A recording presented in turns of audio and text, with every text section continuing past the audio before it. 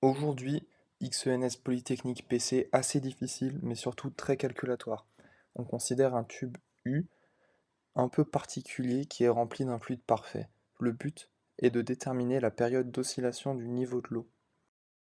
Ce qui est assez difficile dans cet exercice, c'est que, dû à la complexité géométrique du tube, on a du mal à essayer de trouver des équations qui modélisent l'ensemble de l'eau. En soi, on nous donne énormément d'outils capables de nous donner le comportement local dans le programme de SPE. Cependant, on sent que la généralisation pour notre problème global va être très difficile. Du coup, de manière assez surprenante dans ce cas, la meilleure approche sera globale. Et des outils pour faire des approches globales, on n'en a pas 40. L'énergie mécanique totale en est le meilleur exemple. De plus, on sait que par l'équation de l'énergie mécanique, en la dérivant et en divisant par la vitesse, on est capable de retrouver le PFD. Et le PFD est très connu pour nous donner des équations d'oscillation harmonique dont on pourra tirer une pulsation. Notre chemin est donc tracé, il faut commencer par modéliser l'énergie mécanique. Pour ce faire, on pose Y l'altitude de l'eau par rapport à sa position d'équilibre pour la zone 1, à gauche. Le fluide étant incompressible, le volume déplacé dans le tube de gauche est égal au volume déplacé dans le tube de droite. On pose A le déplacement par rapport à l'équilibre au tube de droite. Le fait que le même volume soit déplacé fait qu'on obtient A est égal à Y sur 4, dû aux conditions géométriques de nos sections. De plus, on est capable de dériver cette équation pour obtenir que la vitesse selon A est égale à la vitesse selon Y divisé par 4. Maintenant, on sait par rapport à quelle variable on est capable de modéliser notre énergie mécanique. Calculons-la. Dans notre énergie mécanique, il y a deux termes, l'énergie potentielle et l'énergie cinétique. On fixe l'énergie potentielle à la position d'équilibre EP égale 0. L'énergie potentielle du système dans une position hors d'équilibre correspond à l'énergie nécessaire pour déplacer un volume de fluide de la surface de droite, qui descend, vers la surface de gauche, qui monte. On pose ΔV ce volume. À gauche, on voit apparaître un volume ΔV qui est égal à pi r carré y. Cela veut dire que, à droite, on a ce même volume qui disparaît. Or, pour faire disparaître ce volume, il faut que le niveau de l'eau descende de A qui est égal à y sur 4. Le centre de gravité de ce volume qui a disparu est égal à moins A sur 2, donc et en moins Y sur 8. Le centre de gravité du volume qui apparaît à gauche, quant à lui, étant Y sur 2, on obtient donc que l'énergie potentielle est égale à la quantité de masse fois G fois la différence d'altitude, ce qui vaut ρ pi r carré YG sur 2 pour la partie de gauche, et moins ρ pi r carré G Y sur 8 pour la partie de droite. Ainsi, notre différence d'énergie potentielle vaut 5 huitièmes ρ pi r carré G Y au carré. Bref, beaucoup de mots pour expliquer qu'il faut monter notre volume de 5 huitièmes Y pour arriver à notre configuration hors d'équilibre. Passons maintenant à l'énergie cinétique, qui est nettement plus compliquée. On découpe le fluide en trois zones distinctes.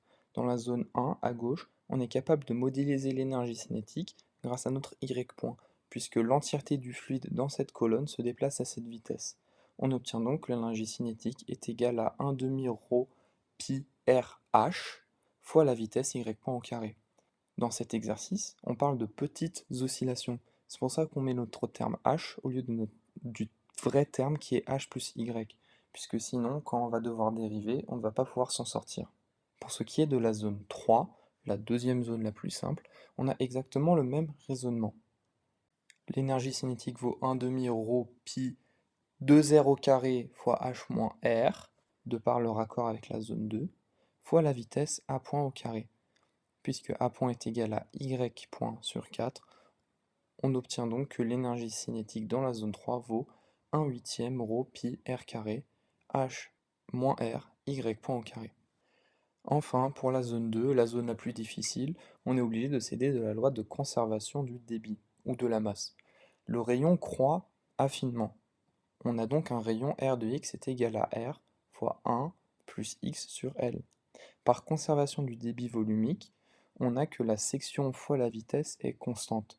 En particulier, pi r de x au carré fois v est égal au débit en x égale 0, qui vaut pi r carré y point, en négligeant les effets de bord. On obtient donc que la vitesse selon x vaut y point divisé par 1 plus x sur L au carré. Pour calculer l'énergie cinétique sur l'entièreté de la zone, on fait notre calcul d'intégrale et on obtient que l'énergie cinétique est égale à 1 quart ρ pi r carré L y point au carré. Alléluia, on a enfin tous les termes et on peut enfin calculer notre énergie mécanique. On la dérive selon le temps et on trouve l'équation suivante.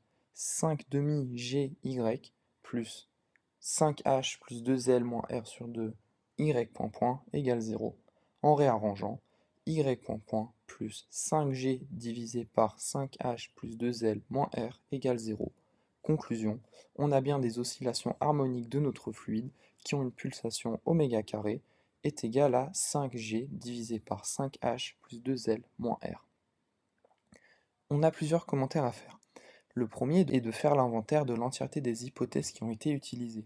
Dans notre cas, on est parti du principe que les oscillations étaient petites par rapport à H pour nous simplifier la vie dans notre calcul de l'énergie mécanique.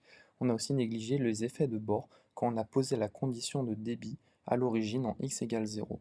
Cependant, on voit que ces conditions tiennent la route pour H, R et L très grands devant notre taille caractéristique d'oscillation et pour un L très grand devant R. De plus, le deuxième commentaire que vous devez faire est qu'a priori, notre oméga carré pourrait être négatif pour certaines valeurs de H et de L et de R. Cependant, pour que l'on puisse dessiner notre schéma, il faut que L soit strictement supérieur à 4R. Ainsi, on a d'office que notre oméga carré est positif et son existence est garantie. Enfin, un commentaire final que vous pouvez faire est que notre oméga carré est de la forme accélération sur longueur, ce qui est un oméga carré typique pour un pendule. En soi, on pourrait faire une analogie entre la manière dont notre système se comporte et un pendule en disant que la masse de notre pendule est portée par le fluide qui se déplacerait. C'est tout pour moi.